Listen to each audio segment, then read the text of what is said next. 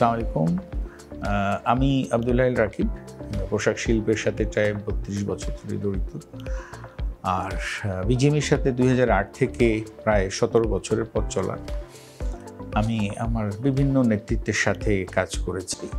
এই সম্মিলিত পরিষদ এমন একটি দল যে কিনা কখনো ছোট বড় ও মাঝারি কিংবা কাউকে ভিন্ন চোখে দেখেনি। যার যতটুক সামর্থ্য, যার সাধ্য এবং সামর্থ্যের সমন্বয়ে সম্মিলিত পরিষদ সবসময় সবাইকে সমান চোখে দেখেছে এবং এটাই আমরা শিখেছি। এবং সম্মিলিত পরিষদের পথ চলায় আমরা আজকে যেই অবস্থায় এসেছি, আমি বিশ্বাস করি এই মুহূর্তে অন্তর্বর্তীকালীন সরকারের সাথে প্রপার পলিসি নেগোসিয়েশন বা পরবর্তীতে ইলেক্টেড গভর্নমেন্টের সাথে যে আলোচনা পর্যালোচনা এবং ইন্ডাস্ট্রির যে পলিসি নিয়ে সাপোর্ট দরকার, আমরা বিশ্বাস করি ইন্ডাস্ট্রিতে 2030-এ $80 বিলিয়ন এক্সপোর্ট করা সম্ভব, যদি কিনা যেই মার্কেটগুলো আমাদের ওপেন করার কথা এবং আমাদের যে প্রোডাক্টগুলোকে ডাইভার্সিফাই করার কথা সেটাতে আমরা যদি জোর দিয়ে থাকি। আমাদেরকে জোর দেওয়া উচিত আমাদের প্রযুক্তিতে, আমাদের ডিজিটাইজেশনে এবং আমাদের স্কিল সেট।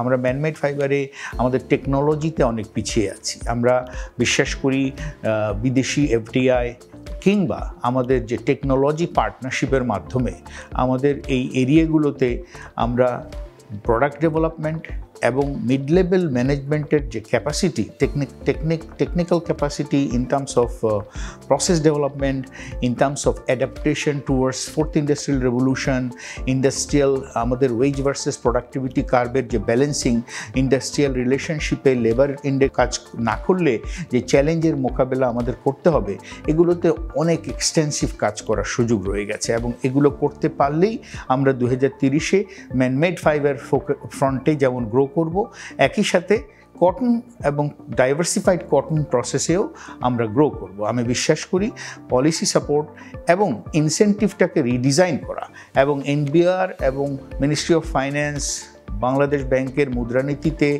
আমাদের ইন্ডাস্ট্রির পলিসি বান্ধব যেসব সাপোর্ট দরকার, সেটার জন্য আমাদের বলিষ্ঠ নেতৃত্বে ইন ডিটেইল যে কিনা কমিউনিকেট করে, কোঅর্ডিনেট করে, কোলাবোরেট করে, কোক্রিয়েট করে কাজ করতে পারবে।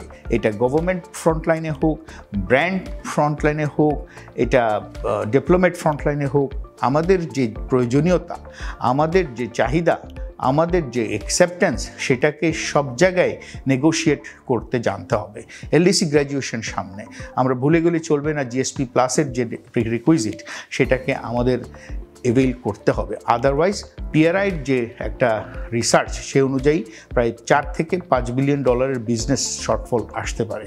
বাট আমরা যদি মনে করি যে পলিসি ডায়ালগের মাধ্যমে, এফটিএর মাধ্যমে এবং আমেরিকার মতো কান্ট্রির সাথে বাইলেটারাল এগ্রিমেন্টে ট্যারিফের একটা অ্যাডভান্টেজ যদি আমরা নিতে পারি, আমরা চায়না থেকে যে বিজনেসটা বিভিন্ন দেশে আসবে তার যে অ্যাডভান্টেজ, সেটা যদি আমরা নিতে পারি, আমরা দক্ষ নেতৃত্বের মাধ্যমে গভর্নমেন্ট এবং ইন্টারন্যাশনাল প্ল্যাটফর্মে যদি সেই কাজগুলো সুচারুভাবে করতে পারি, তবেই 2030 এবং 2035-এ যে $100 বিলিয়ন হওয়ার স্বপ্ন, সেটা বাস্তবায়ন করা সম্ভব।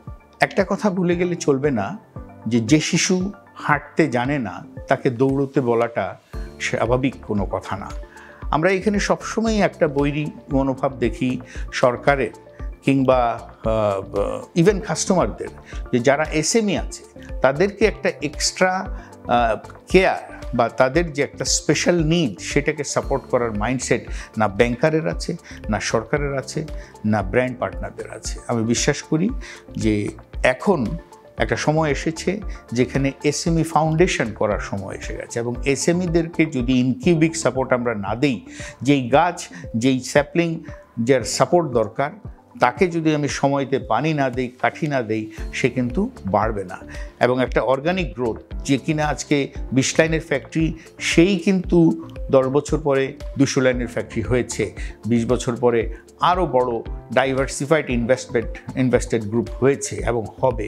আমি বিশ্বাস করি এই যে একটা অর্গানিক গ্রোথকে যদি ধরে রাখতে হয়, এই মুহূর্তে যেই চ্যালেঞ্জের মুখোমুখি আমাদের এসএমই, ছোট এবং মাঝারি শিল্প মালিকরা প্রতিনিয়ত, কি এনবিআর, কি ব্যাংক, কি বায়ার সব ক্ষেত্রেই কিন্তু তারা কিছু না কিছু বঞ্চনা এবং তাদের ক্ষেত্রে একটা এক্সট্রা বার্ডেন আমরা দেখতে পাচ্ছি, তাদের ক্ষেত্রে extra support to avail the green funding, extra support to have cost of fund, extra support for limit support বা বন্ড বা নন বন্ডের যে সাপোর্ট বা একটা টেম্পোরারি বন্ডের যে সাপোর্ট, এগুলো যদি আমরা সিকিওর না করতে পারি তাহলে পরে আমাদের এই ক্ষুদ্র মাঝারি শিল্পের গতি যদি, এদের গ্রোথের পার্সেন্টেজ যদি থেমে যায়, আলটিমেট ইন্ডাস্ট্রি কিন্তু থুবড়ে পড়বে। সো আমি বিশ্বাস করি সময় এসেছে ক্ষুদ্র এবং মাঝারি শিল্পকে নিয়ে আরও ভাবার। আমরা বিগত কমিটিগুলোতে যারা কাজ করেছি আমরা কিন্তু এর প্রত্যেকটা এরিয়াতে কাজ করেছি। আপনি দেখবেন 2021-এ তারই ধারাবাহিকতায় স্মল এবং মিডিয়াম সাইজের ফ্যাক্টরিগুলোর জন্য যারা 5 মিলিয়ন পর্যন্ত এক্সপোর্ট করে তাদের জন্য এডিশনাল 4% ইনসেন্টিভের ব্যবস্থা আমরা করতে পেরেছি। আমরা বেশ কিছু রুগ্ন শিল্পকে একটা দ্বার প্রান্তে নিয়ে এসেছিলাম তাদেরকে এক্সিট পলিসির একটা বাস্তবায়নে, বাট সেটা হয়তো ওই সময়কার সরকার এবং ওই সময়কার নেতৃত্বের কিছুটা গ্যাপের কারণে হয়ে ওঠেনি। বাট আমরা বিশ্বাস করি যে আমরা যদি পূর্ণ সমর্থন পেয়ে আমরা যদি আবার কমিটি ফর্ম করতে পারি, আমরা বিশ্বাস করি এই অসম্পূর্ণ কাজগুলো সম্পূর্ণ করব। একটা কথা না বললেই না যে এই মুহূর্তে একটা স্টেবল, একটা কনফিডেন্ট, একটা এক্সপিরিয়েন্স টিম দরকার যে কিনা কাজগুলো অসম্পূর্ণ কাজগুলো সম্পূর্ণ করতে পারবে। আমরা যদি এই মুহূর্তে অন্তর্বর্তীকালীন সরকার কিংবা নতুন যে সরকার আসবে তার সাথে নেগোশিয়েট করার মতো এক্সপিরিয়েন্স কনফিডেন্ট একটা টিম না দিতে পারি, সেক্ষেত্রে কিন্তু ইন্ডাস্ট্রির একটা ক্ষতি হয়ে যাবে। আমি বিশ্বাস করি আমাদের যারা ভোটার, সামনের যে নির্বাচন, অবশ্যই তাদের ভোট দিয়ে সম্মিলিত পরিষদের সমস্ত সদস্যকে 36 থেকে 70 ব্যালটে নির্বাচিত করবেন।